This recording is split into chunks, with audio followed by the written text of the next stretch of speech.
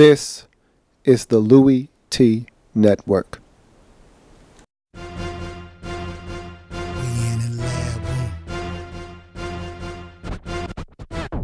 Man, I love some football. Man, I love some football. My favorite week is week 1, cause I'm watching football. First comes the preseason, and I don't take a day off. And then it gets even better when your team makes the playoffs. 32 teams go hard for one thing.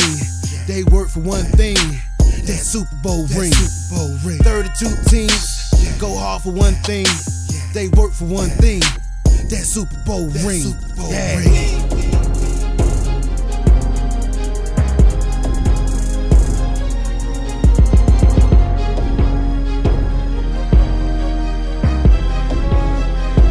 We in the lab room.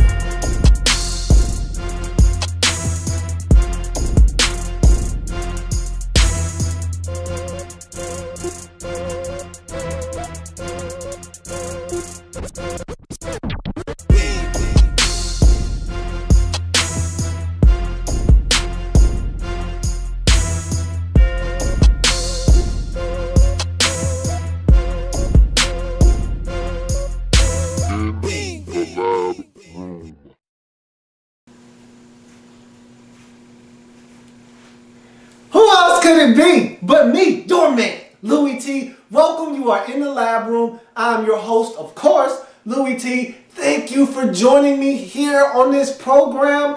Week number 2 in the National Football League.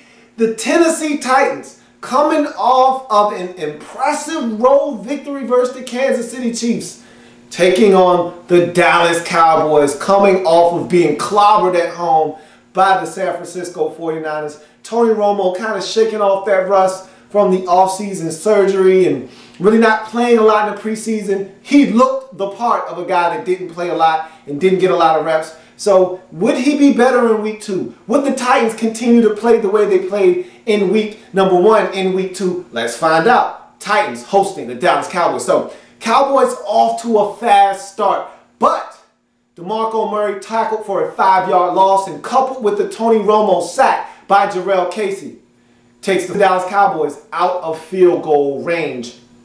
They have to punt. Cowboys get the football back again in the first quarter, and DeMarco Murray, for the second consecutive game, fumbles in the first quarter, and the Tennessee Titans recover.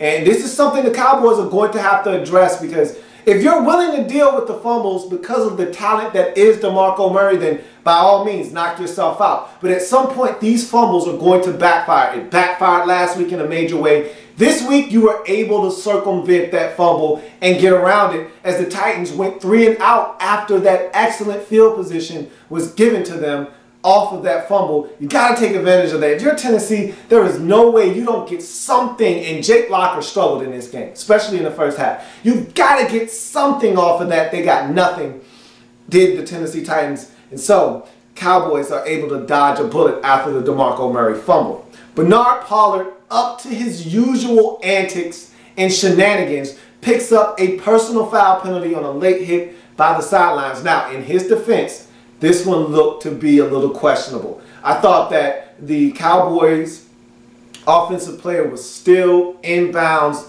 and he was starting to go out of bounds, but he was not completely out of bounds yet when Bernard Pollard delivered the hit. But Bernard's got to be smarter than that, okay? That player wasn't going to gain another yard. He was going out of bounds. He knows he has a target squarely on his chest and on his back by the officials when they see Bernard Pollard. If it looks dirty, if it smells dirty, if it's Bernard Pollard, it is dirty. He's got to know better, and he's got to ease up and allow that player to just go out of bounds. Instead, he's physical by nature. He wants to send a message. He hits the player, picks up a personal foul penalty. That leads to a 3-pointer as the Dallas Cowboys knock home a field goal, take the lead 3-0 in this game. Got to be smarter if you're Bernard Pollard. Don't put your team in those type of precarious situations. Don't allow the officials to impact the outcome of this game. You've got to be smarter and not allow them to make that call. You go to the second quarter.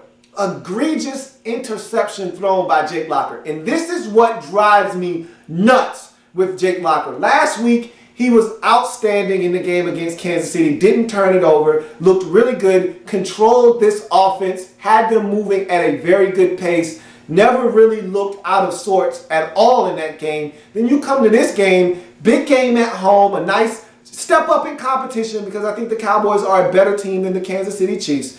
And here's a defense that we know isn't as good as the Chiefs are. Yet you struggle mightily with this Cowboys defense. And this is the problem I have with Jake Locker is I can't get a consistent read from this guy. I can't get any consistency from week to week with Jake Locker. There was that one stretch last year, and I hate to keep harping on that start to the season last year because that's the best of Jake Locker that we've seen for a stretch of football. And last week I was hoping maybe he's ready to turn that corner again. This week you get this dud. That was a terrible throw. The ball got away from him. It goes sailing over the head of your receiver and right into the hands of Barry Church, who picks it off and gives the Cowboys excellent starting field position. That leads to a 2-yard DeMarco Murray touchdown as he gashed you on the ground. And this is the thing that frustrated me with the Titans in this game, is that you know Tony Romo, coming into this game, Tony Romo struggled last week. He looked bad. He looked real bad last week. And so the game plan had to be stop the run, stop DeMarco Murray, and any other back that's in the game. Stop all of those guys, Dunbar and Randall, all of those guys. Stop the run, make Tony Romo beat us. Make Tony Romo make smart decisions with the football. Make him pick our secondary apart. Do not let the running game get us and allow them to hide Tony Romo behind a strong running game. So, and I was banking on the Titans doing it. I thought that the Titans would do enough defensively on the ground to force Tony Romo to have to beat them.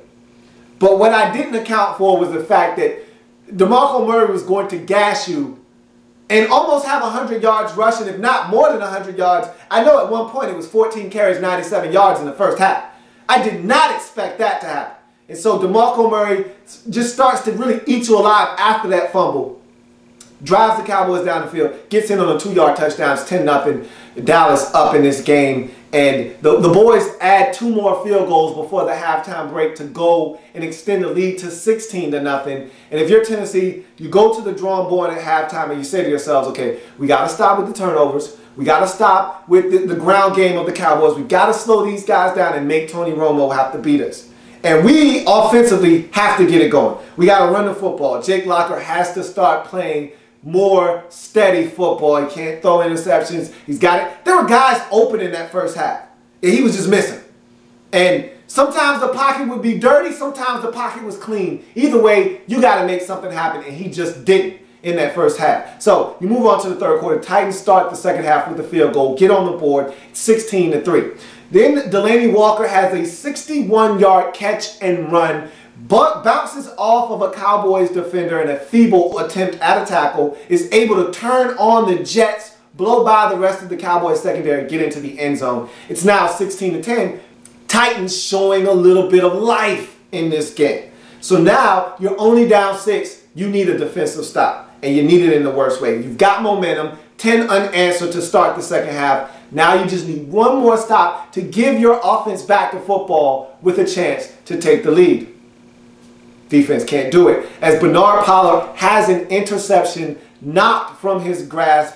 And what a play by Jason Witten. I got to give Jason Witten a little bit of credit here. To have the presence of mind to not only realize that he's not going to be able to catch it, but Bernard Pollard has his mitts on it. And for him to knock the football out of his hands, that might have been the biggest play in this game. That might have been the biggest, because if Bernard Pollard picks that off, not only is that going to take points off the scoreboard for the Cowboys, not only is it going to give the Tennessee Titans the football and momentum, he might actually score if he picks that off, because if Witten isn't able to get him on the ground and he's able to break that tackle, there's not another Cowboys in sight to stop him from getting in the end zone on a 75-yard interception return for a touchdown. So that was a big play by Jason Witten, and that to me saved the game. Next play, the very next play after Bernard Pollard isn't able to secure the pick, Bleeding Ray Wilson is flagged for pass interference, which puts the Cowboys right around the 5-yard line or so. And a couple plays later, You have, of course, their big body, big play receiver, Dez Bryant, back shoulder fade. They tried it to play before, it didn't work. They go to the other side of the formation, try it again, and Tony Romo is able to connect with Dez Bryant for the touchdown, extends the lead out to 23-10, and I think that possession, those series of events, and that subsequent touchdown were back-breaking to this Tennessee Titans football team as the Cowboys reassume a 2-touchdown lead. Rolo, and we go into the fourth quarter, Titans down by 13. Rolando McClain gets an interception off of a pass that is tipped at the line of scrimmage by Henry Melton. Cowboys are able to stop a Titans drive that was already in field goal range. They looked like they wanted some points on that drive. They looked like they wanted a touchdown on that drive. Drake Locker was starting to settle in. He throws that interception, and really, you get a pass batted in the air, what can you do? I mean, this is a game of inches. That pass was tipped at the line of scrimmage, and Rolo just happened to be in the right spot. Scoops it off the ground. They said it was incomplete initially because it would have been a pick six had they not ruled it incomplete. It's overturned after Jason Garrett challenges. Cowboys take over, and I think that one pretty much sealed the fate of the Tennessee Titans in this game. Titans go back down the field, get into the Cowboys' red zone. Jake Locker takes a couple of stabs in the end zone. One with Nate Washington. It looks like a catch. It's ruled a catch. They go back and challenge that, of course. You know how every scoring play is reviewed. They see that the ball hit the ground. It is not a touchdown. Then the next play, he tries Delaney Walker in the corner of the end zone. Delaney is able to come down with the football, but of course he was out of bounds. Delaney Walker did have a career day, over 100 yards receiving. He was the lone bright spot in this game in a very dark and grim performance by the Tennessee Titans. He had a career day, did Delaney Walker, but it was not enough as the Dallas Cowboys are able to win 26-10. Big win for the Cowboys because I honestly didn't see them marching into Tennessee. The way that Tennessee was playing, I thought they were playing with confidence. I thought they were defensively going to get after this rushing attack and Tony Romo. They hit Tony Romo a lot in this game, but again, you allowed Tony Romo to hide behind the rushing attack of DeMarco Murray and company. You allowed them to run the football and control the pace of this game and really put your offense in a bind because the Cowboys were able to score points, which made your offense have to score points. And Jake Locker just simply was not in a good rhythm from the start of this game. He revved it up a little bit in the second half, but it was just too little, too late as the Dallas Cowboys go on the road and get it done 26-10. Titans now 1-1 on the season. Cowboys as well 1-1 on the season. That's going to do it for this review here in the Lab Room. I thank you for joining me. If it happens in the National Football League, whether big or small, we cover it all here in the Lab Room. Come back and join me as I've got plenty more games to break down in week number 2 in the National Football League. I will see you in a bit.